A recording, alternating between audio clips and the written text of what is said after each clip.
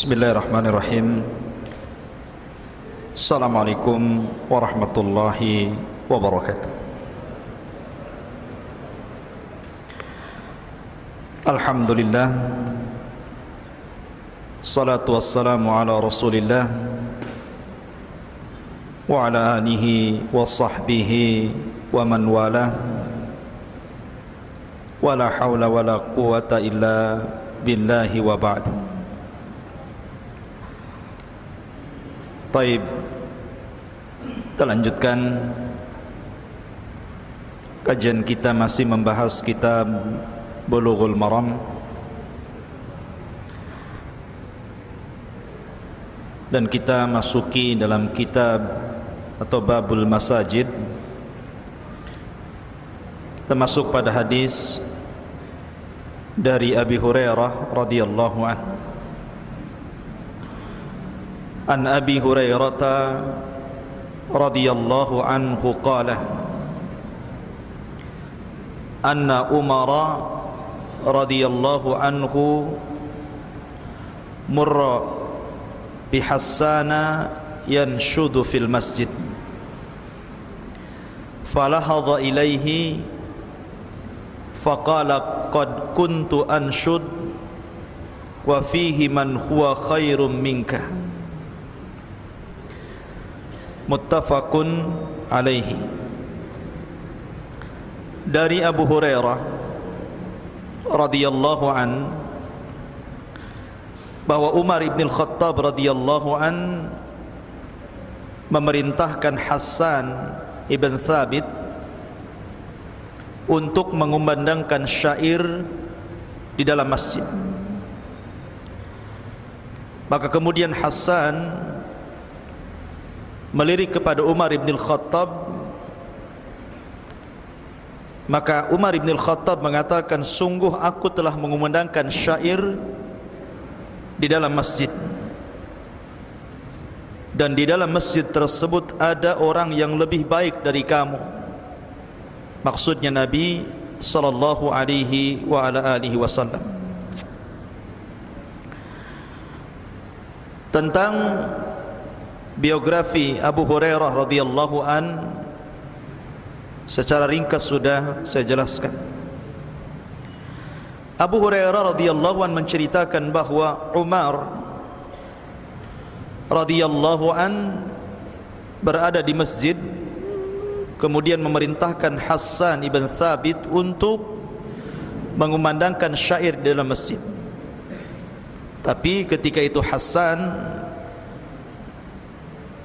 diam saja, seolah-olah menolaknya. Maka Umar mengatakan, dulu aku mengumandangkan syair dan di hadapanku ada Nabi sallallahu alaihi wasallam.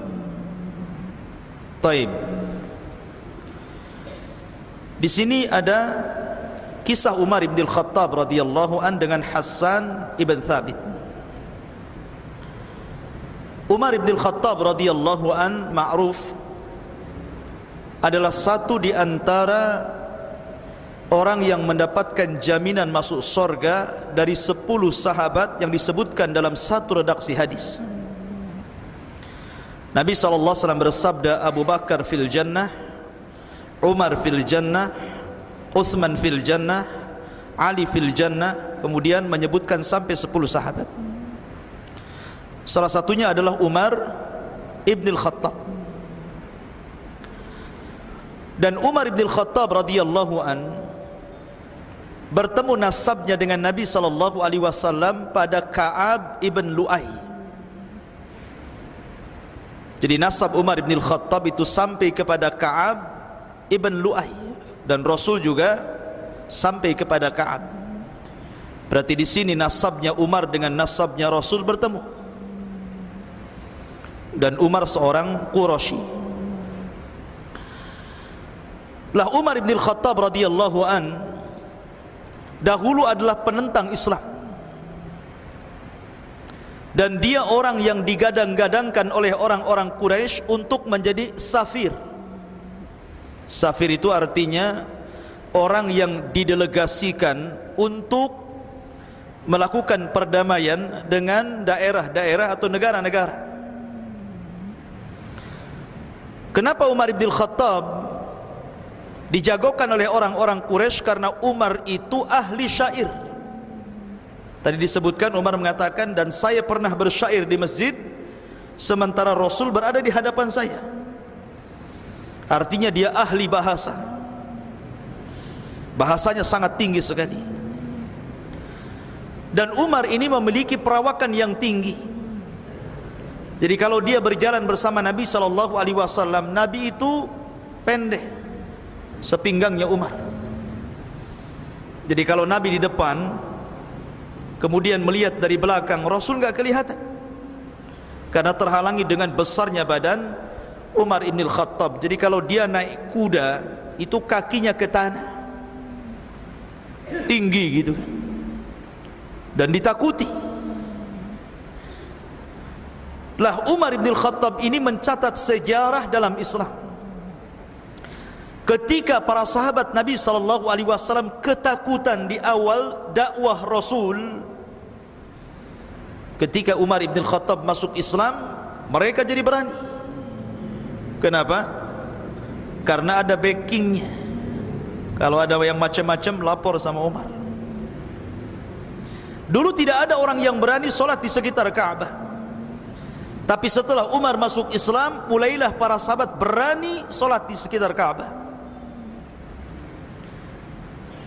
Bahkan ketika masuknya Islam Umar ibn Khattab, tidak ada satupun para sahabat yang berani berdakwah terang-terangan. Kemudian Umar minta izin dan mengatakan, ya Rasulullah, alasna alal haq Rasul, bukankah kita di atas kebenaran?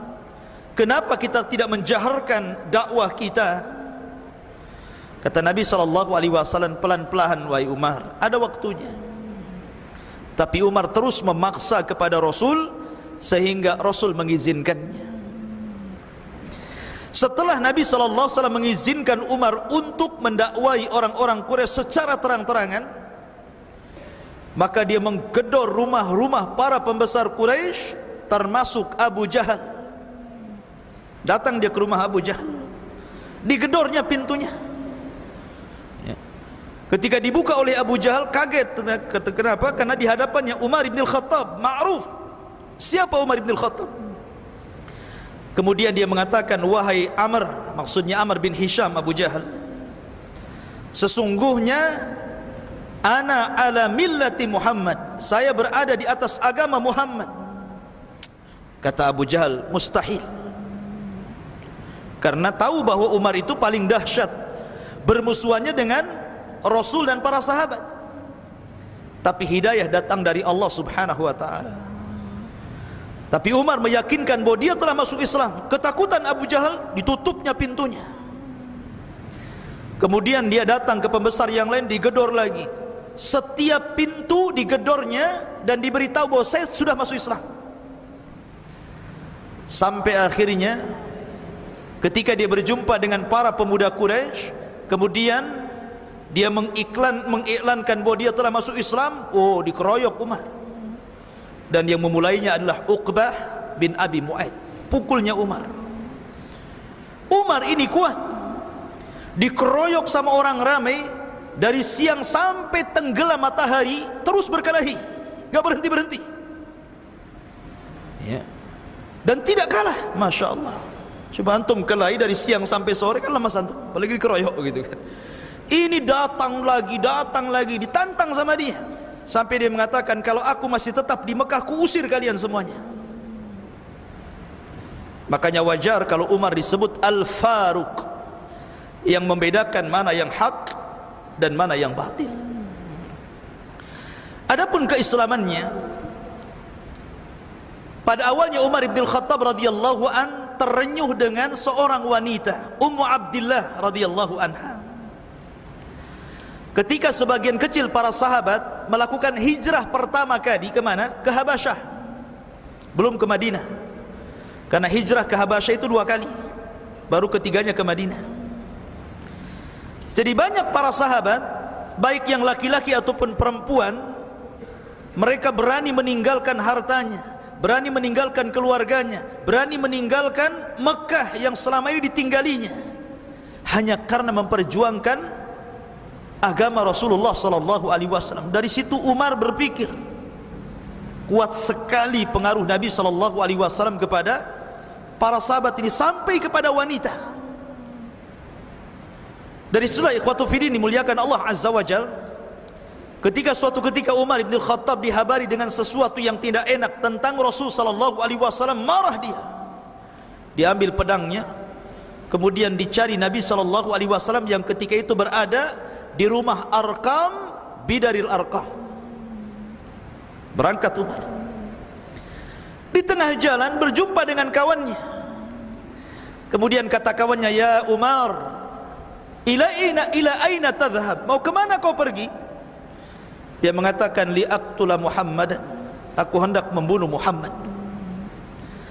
Maka kawannya mengatakan, "Ya Umar, maukah kuhabarkan dengan berita yang lebih besar daripada engkau membunuh Muhammad?" Kata Umar, "Apa itu?" Orang ini mengatakan, "Adikmu Fatimah masuk ke dalam agama Muhammad." Akhirnya enggak jadi dia menemui Rasul, malah berbalik ke rumah adiknya.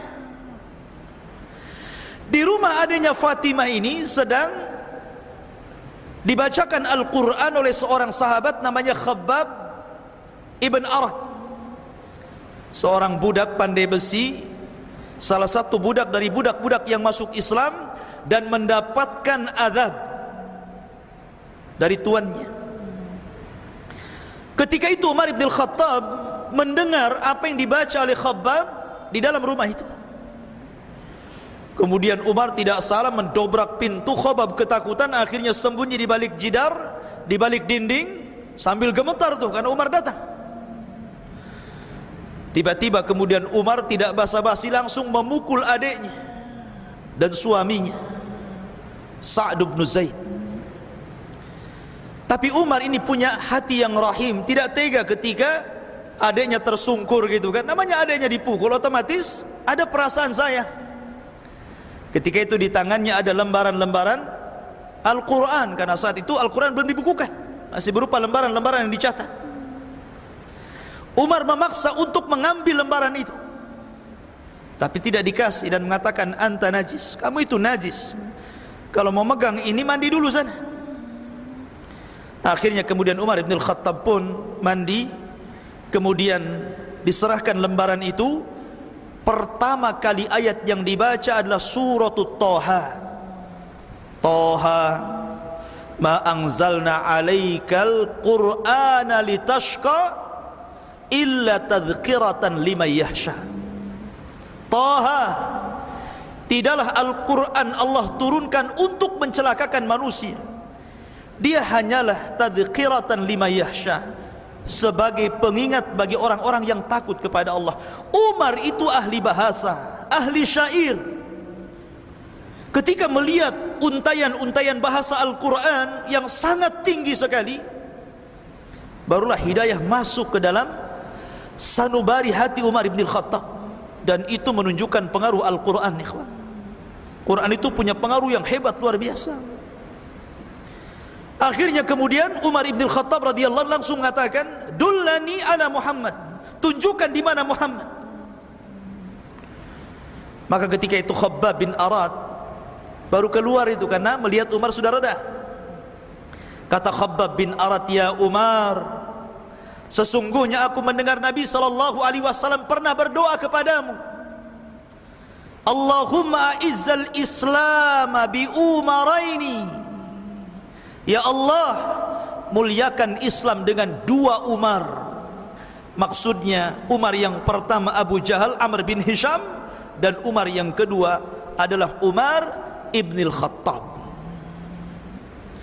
Dari situlah Umar kemudian pergi. Dari kejauhan, maka para sahabat Nabi SAW yang berada di rumah Arqam bidaril Arqam ketika itu kaget karena melihat Umar. Ini Umar mau ngacau nih. Mereka tahu siapa Umar, preman. Ya. Makanya kemudian datanglah Hamzah, singa Islam, singa Allah. Dia mengatakan kepada Nabi sallallahu alaihi wasallam, kalau dia datang dengan keburukan, maka kami siap melawan dia dengan pedang-pedang kami. Tapi kalau dia datang dengan kebaikan, maka kita akan persilahkan datang. Maka kemudian tiba-tiba Umar datang kepada Nabi SAW dan mengatakan, ya Muhammad, ashhadu an la ilaha illallah wa ashhadu annaka Rasulullah. Masuk Islam dia. Masya Allah, hidayah. Hidayah itu milik Allah. Padahal Umar dulu pemabok, Umar dulu preman, penjahat kelas kakap. Tapi hidayah masuk ke tubuh Umar ibn Khattab radhiyallahu an, justru dia dengan Islamnya menjadikan Islam jaya, dengan Islamnya menjadikan Islam mulia, dengan Islamnya menjadikan Islam yu'la, menjadi tinggi. Ma'asyiral muslimin yang dimuliakan Allah Azza wa Jalla, ketika seluruh manusia diperintahkan hijrah karena sudah tidak mungkin lagi tinggal di Mekah, sulit bagi para sahabat untuk tinggal di Mekah. Akhirnya kemudian berangkatlah para sahabat berhijrah dengan sembunyi-sembunyi, tidak ada yang terang-terangan, karena mereka diincar oleh orang-orang Quraisy, kecuali Umar ibn Khattab. Justru dia sengaja datang ke kerumunan orang-orang Quraisy. Saya akan hijrah hari ini. Siapa yang ingin menjadi yatim anaknya, menjadi janda istrinya, ikuti hijrah saya. Silakan. Siapa yang ingin yatim anaknya, yang ingin janda istrinya, ikutin saya. Itu Umar ibn Khattab. Nggak ada yang berani. Nyantai saja di hijrah. Tapi para sahabat lihat, susah mereka hijrah. Suhaib Ar-Rumi, padahal pemanah hebat, dikenal orang-orang Quraisy itu. Siapa Suhaib Ar-Rumi? Pemanah nomor 1 di Mekah. Ketika hijrah dihadang sama orang Quraisy. Kata Suhaib, di tanganku ada 20 anak panah. Kalian tahu siapa aku? Aku ini jago panah.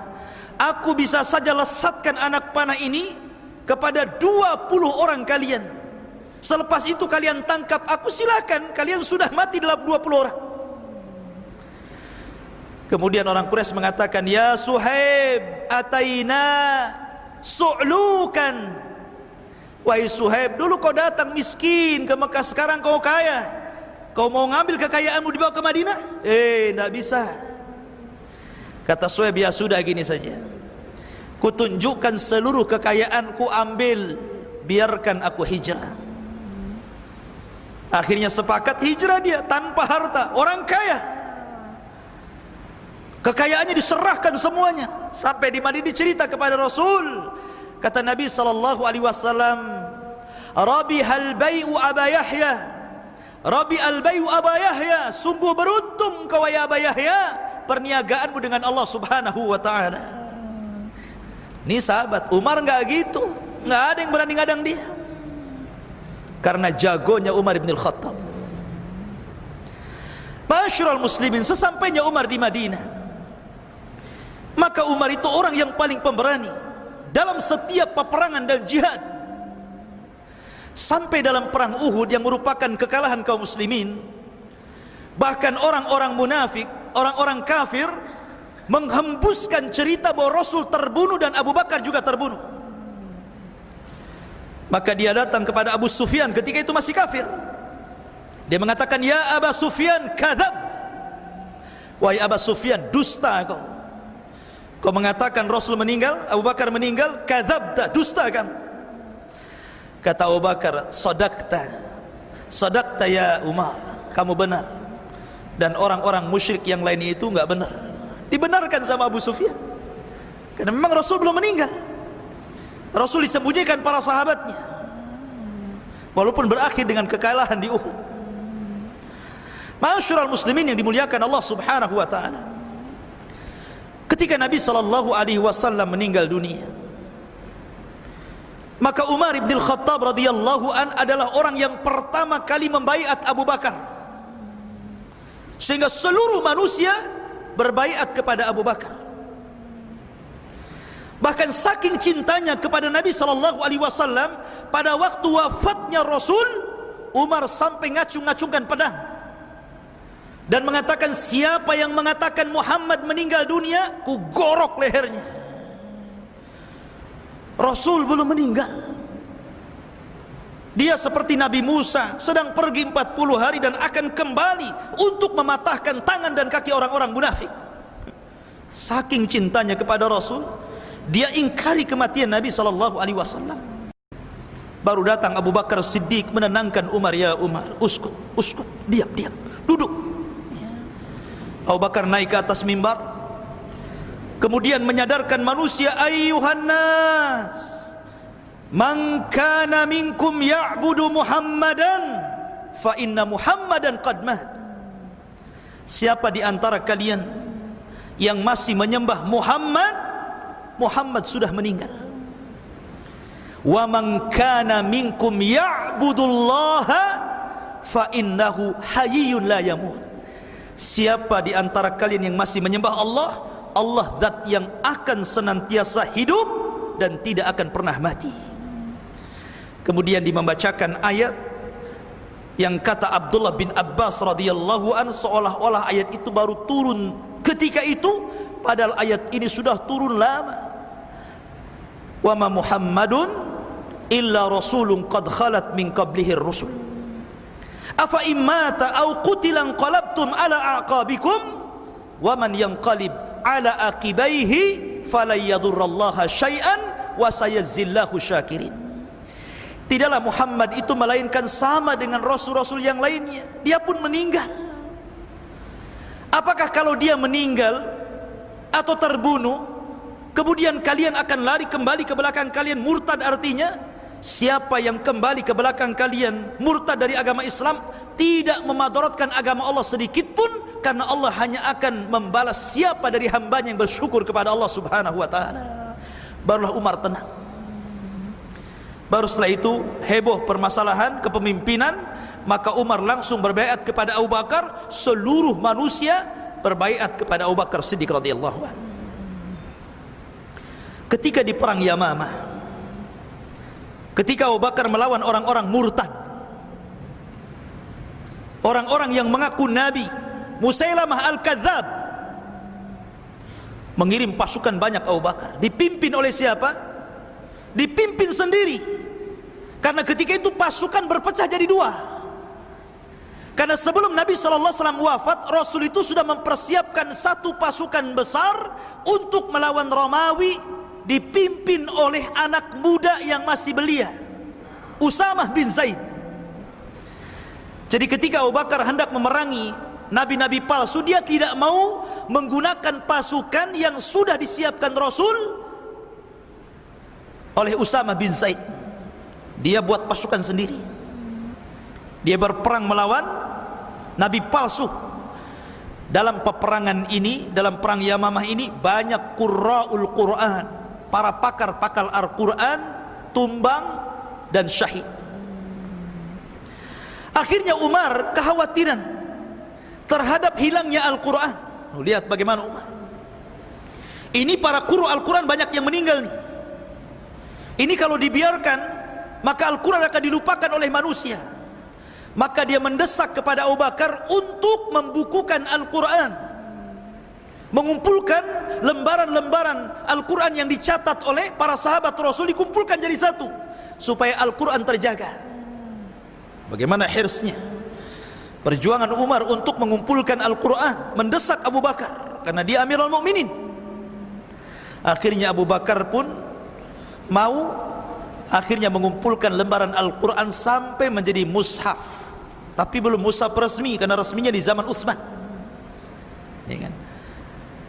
Lah ketika Abu Bakar meninggal dunia, maka Abu Bakar Siddiq radhiyallahu an berwasiat kepada Umar ibn Khattab agar dia menggantikan dirinya. Jadi kepemimpinan Umar itu wasiat dari Abu Bakar. Jadilah Amirul Mukminin Umar ibn Khattab. Satu-satunya gelar Amirul Mukminin adalah Umar ibn Khattab. Amirul Mukminin ini gelar kepada Umar, karena Abu Bakar belum digelari Amirul Mukminin. Amirul Mukminin ini hanya digelari kepada Umar ibn Khattab. Ya wajar, Karena kepemimpinan Umar ibn Khattab ini membuka Islam lebar-lebar. Mesir ditaklukkan sampai kepada perang Qadisiyah. Persia jatuh ke tangan kaum muslimin sampai kepada kuncinya Baitul Maqdis diserahkan kepada Umar ibn Khattab oleh pembesar keagamaan mereka. Masya Allah, luar biasa. Dan Umar ini ikhwan dikenal dengan ibadahnya, mudah menangis. Dulu dia orang yang sangat keras, tapi belakangan orang yang sangat lembut, mudah menangis, tidak lepas daripada puasa dan qiyamul lail, sampai matanya cekung dan ada garis hitam karena banyaknya menangis, sampai di matanya ada jalan air mata khusus, sampai ada jalannya. Begitulah Umar ibn Khattab radhiyallahu anhu. Sampai suatu ketika Umar ibn Khattab berjalan dengan pembantunya. Di tengah jalan dia berjumpa dengan nenek yang sangat tua, renta. Tiba-tiba wanita ini memanggil Umar dengan tidak sopan. Tidak sebagaimana orang memanggil Amirul Mukminin, tidak. Justru dia mengatakan, "Ihi ya Umair, ihi ya Umair." Bukan Umar tapi Umair. Dalam bahasa Arab Umair itu dari kata fu'ail, isim tasghir, mengecilkan orang, merendahkan orang. Kalau Umar itu besar, kalau Umar itu Umar kecil, gitu maksudnya. Kalau Salman itu besar, kalau Sulaiman itu Salman kecil, gitu maksudnya. Kalau kitab itu besar, kalau kutub itu kitab tipis. Iya Umair, dulu aku melihat engkau bermain-main di pasar Ukat, katanya kan. Sekarang kau sudah jadi Amirul Mukminin, ittaqillah ya Umair, katanya. Bertakwalah engkau ya Umair. Subhanallah. Wanita tua nasihati Umar. Marah ini pembantunya. Kemudian menasihati wanita itu dan mengatakan, "Wahai nenek, di hadapan kamu Amirul Mukminin, ta'addabi, beradab, berakhlak." Tapi Umar bin Khattab mengatakan, "Wakhir, biarkan dia. Kamu tahu siapa dia? Kamu tahu siapa dia?" kata Umar. "Dia adalah satu-satunya wanita yang didengar pengaduannya oleh Allah Subhanahu wa taala. Dialah Haulah bintu Hakim yang diturunkan satu surah Mujadilah karena pengaduannya kepada Allah Subhanahu wa taala." Ketika itu Umar menangis. Menangis bersyukur kalau dia dinasihati oleh seseorang agar dia terus bertakwa kepada Allah Subhanahu wa taala. Masya Allah. Inilah seorang pemimpin. Kalau dikritik bersyukur. Ini tidak bisa orang mengkritik pemimpin besoknya ditangkap. Ma'asyiral muslimin yang dimuliakan Allah Subhanahu wa taala. Bahkan Umar ibn Khattab ini setiap malam dia selalu berjalan. Berjalan melihat rakyatnya, belusukan bahasanya. Kemudian Umar ibn Khattab suatu malam melihat ada satu rumah seluruhnya gelap, ini rumah terang. Kemudian dihampiri rumah itu. Kemudian rupanya ada percakapan seorang wanita tua dengan anak gadisnya, bercerita tentang bisnis menjual air susu. Kata neneknya, kata ibunya, "Wahai anakku, besok kita akan jualan. Baiknya kita campur susu ini dengan air, biar untungnya banyak." Artinya orang yang curang itu sudah ada sejak zaman Umar. Apalagi zaman sekarang ya. Zaman itu kalau curang sembunyi-sembunyi. Zaman sekarang kalau curang terang-terangan, ganjelannya itu nampak itu loh di timbangannya. Ini apa ini? Ah, kayak gak tahu saja katanya. Umar berada di samping rumah itu. Kata anaknya, kata anak gadisnya, "Wahai ibuku, Umar melarang, peraturan negara tidak boleh curang dalam berdagang." Subhanallah, Umar menerapkan tidak boleh curang dalam berdagang. Kalau kepala negara kayak gini kan enak. Tidak boleh curang dalam usaha. harus jujur, tidak ada riba. Mantap tuh kalau pemimpin kayak gini. Ya.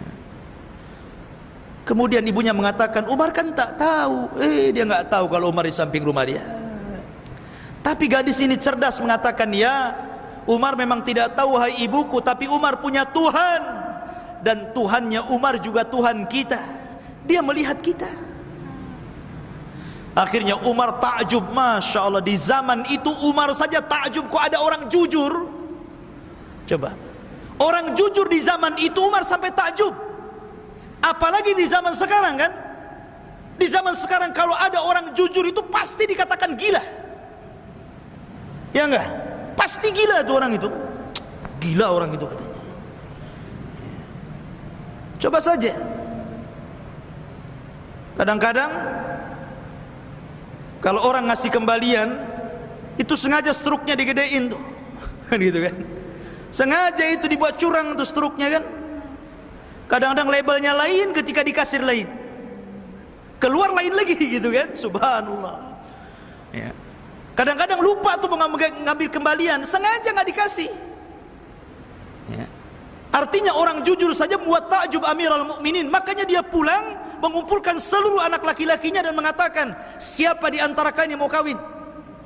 Oh, Qasim bin Umar mengatakan, saya pak, katanya. Sini. Di sana ada perempuan hebat, kawin dengan dia kamu. Harusnya gitu orang tua ya. Antum arahkan anaknya, cari gadis-gadis yang soleha. Nak, kawin sama dia ya. Kata anaknya, nggak bisa pak, sudah dapat di Facebook katanya. Ya. Itulah Umar bin Khattab memperhatikan bapaknya, anaknya. Akhirnya nikahlah Qasim ibn Umar. Lahirlah orang yang luar biasa sepanjang sejarah, dikenang kepemimpinannya, Umar bin Abdul Aziz. Subhanallah. Itulah Umar bin Khattab. Bahkan ketika Umar bin Khattab dahulu di zaman Abu Bakar, Kapolrinya itu adalah Khalid ibn Walid. Pimpinan kepolisiannya itu Khalid ibn Walid.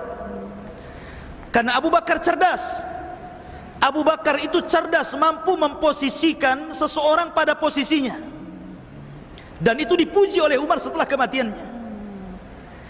Ketika dia menjabat menjadi khalifah, dipecat Kapolrinya ini. Khalid bin Walid dipecat, diganti oleh Abu Ubaidah Ibnul Jarrah. Bukan tidak ada alasan. Umar punya alasan. Karena orang-orang itu terlalu yakin dengan Khalid. Kalau peperangan dipimpin Khalid pasti menang, itu masalahnya. Kata Umar, di bahaya tauhid orang ini. Ini orang-orang akan tawakalnya bukan kepada Allah tapi kepada Khalid. Maka Umar ingin supaya orang-orang ini selamat tauhidnya, supaya tidak bergantung kepada Khalid lagi dalam peperangan, tapi bergantung kepada Allah. Diganti Kapolrinya itu, naiklah Abu Ubaidah Ibnul Jarrah. Begitu Umar. Ya, celah sesuatu yang bisa menyimpang dari tauhid langsung ditumpas.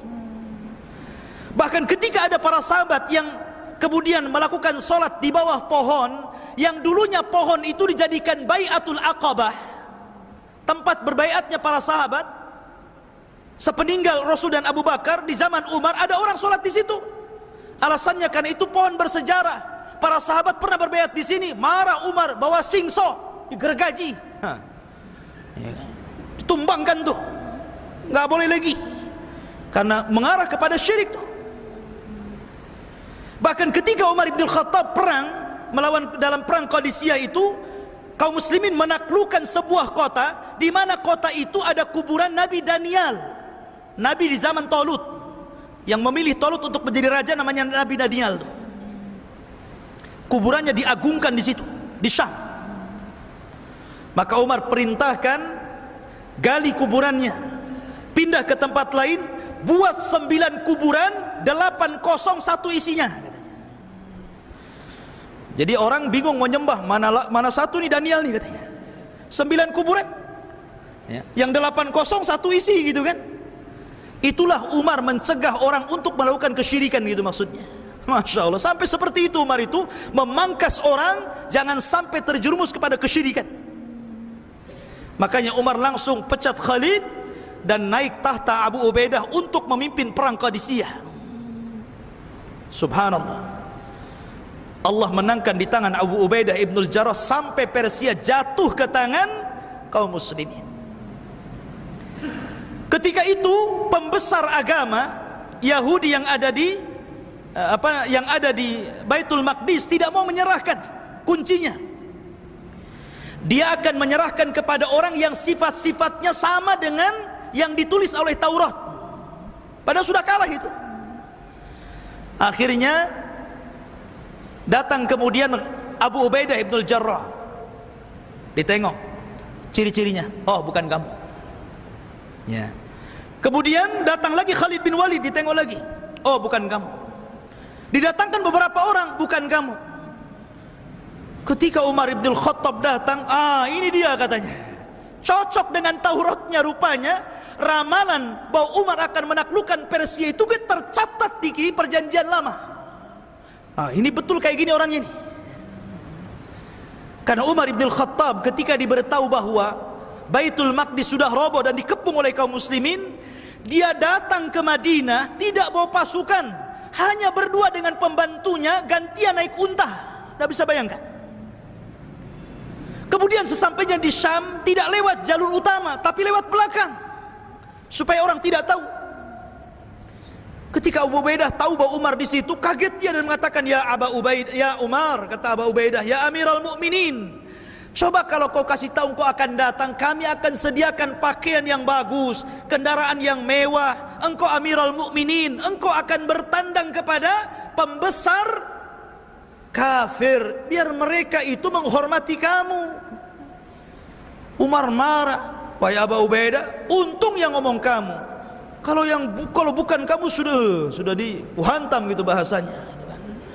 Maka Umar mengatakan, ya Abu Ubaidah, innallaha a'azzana bil Islam, wa man yabtaghi al-izzata bi ghairi ma a'azzana Allahu adzallana Allah.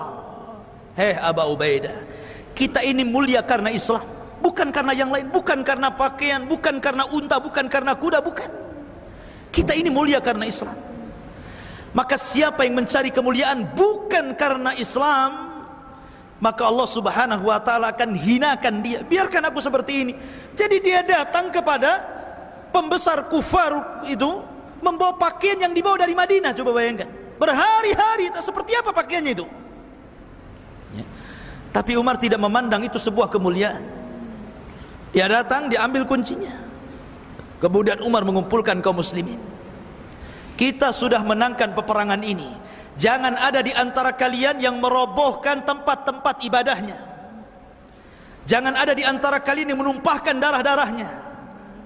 Cukuplah mereka minta jizyah, minta upeti, itu saja. Tuh lihat damainya Islam. Kalau Islam menaklukkan sebuah negara, tidak ada tumpah darah, tidak ada yang menghancur-hancurkan tempat ibadah kafir. Harusnya seperti itu. Tapi lihat ya, bagaimana orang-orang kafir apabila menghancurkan negeri Islam, dihancurnya sehancur-hancurnya. Bagaimana dulu Amerika menghancurkan Irak, habis Irak itu dibombardir. Bagaimana hari ini Suriah, subhanallah. Masyurul muslimin yang dimuliakan Allah Azza wa Jalla. Maka Umar ibn Khattab dikenal sebagai pemimpin yang adil, pemimpin yang ramah, pemimpin yang membawa kemenangan di mana-mana. Makanya Umar ini ketika kematiannya justru membuka pintu fitnah. Mulailah runtuh kejayaan Islam sedikit demi sedikit. Masyurul muslimin yang dimuliakan Allah Subhanahu wa ta'ala. Itulah kisah Umar ibn Khattab. Dan Umar ibn Khattab meninggal dunia dalam kondisi syahid, dibunuh oleh seorang majusi namanya Abu Lu'lu, seorang budak Mughirah bin Syu'bah. Setelah takbiratul ikhram pertama dalam solat subuh, Allahu Akbar, masjid kala itu tidak terang seperti sekarang. Abu Lu'lu sudah membuat pisau bermata dua, dilumuri racun. Tiba-tiba ketika Umar takbiratul ikhram Allahu Akbar, dia berada di sop yang pertama, dikeluarkan pisaunya, ditusuk beberapa kali dari belakang. sampai tembus ke depan. Ketika itu Umar tumbang, dia sangka anjing yang menggigitnya, karena tidak tahan darah banyak keluar, dia lemas kemudian tumbang. Solat pun digantikan Abdurrahman bin Auf, dia pun diangkat ke rumah. Setiap diberi obat keluar dari bekas lukanya, nampaknya Umar sudah tidak tertolong lagi. Kemudian setelah ditanyakan siapa yang membunuhku, maka orang-orang mengatakan Abu Lulu al-Majusi. Dia memuji Allah, alhamdulillah katanya. Alhamdulillah katanya Umar, orang yang membunuhku adalah orang yang belum pernah sujud dan ruku walaupun sekali. Dan itu adalah prediksi Nabi SAW ketika berjalan di Bukit Uhud bersama Abu Bakar, Umar dan Utsman. Kemudian Bukit Uhud tiba-tiba bergetar. Kata Rasul, diam wahai Uhud, sesungguhnya di atas engkau ada Siddiq, maksudnya Abu Bakar, dan syahidaini, ada dua orang yang kelak mati syahid, Umar dan Utsman bin Affan. Taib, itu Umar ibn Khattab.